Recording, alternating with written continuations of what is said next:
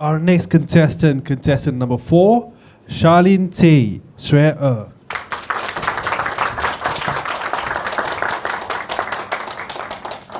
The Art of Giving Up. The Art of Giving Up, Charlene Tay, Sue. At just the age of 5 years old, my parents sent me for piano lessons. What a familiar story, right? And just like many of you guys, I really hated playing the piano. And not to mention, why even have potential in it? Despite that, my father always told me this. But you haven't tried at all. Don't you want to give piano a try? Maybe your interest and potential will run along from there. However, it has been 11 years. Have I achieved anything in the piano field? My answer is a straight no. Expectedly at the age of 10, piano lessons started stressing me out so much that I couldn't even have a good night's sleep. This was especially so where I constantly struggled to memorize the piano pieces I was told to learn. I thought, how should I tell my parents I wanted to give up? However, being raised in such an environment where I was constantly told not to give up, I struggled to speak up for myself and to give up. Why give up, you may ask? I am very sure that all my fellow contestants, teachers, and judges, you have grown up being brainwashed with the idea of don't give up, convinced that every single failure meant another chance to try again. What if I told you right now that this chance is not always up for grabs? Imagine this. You being someone who is bad at sports decided to try out to become a swimmer, perhaps to be the next Michael Phelps. However, because you really don't have the potential in sports, you often fail.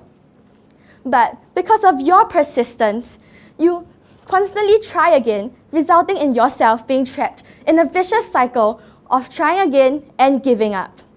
And this makes you spend almost half of your lifetime on something you could never achieve. Hold up. I'm not saying it's bad not to give up. In fact, I admire people who don't give up.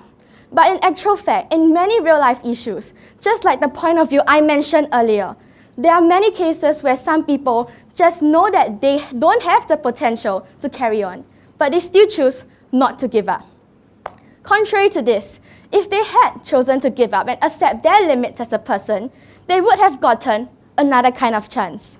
A chance to discover what they actually enjoy and what they really want to explore in life, something that can bring them more benefits in the long run.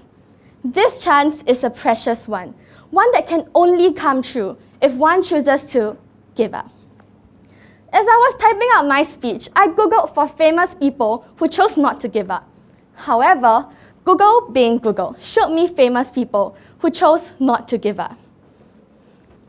I was quite disappointed by that, as I feel that people who choose to give up are mature-minded people when it comes to decision-making. Let us look at Steve Jobs.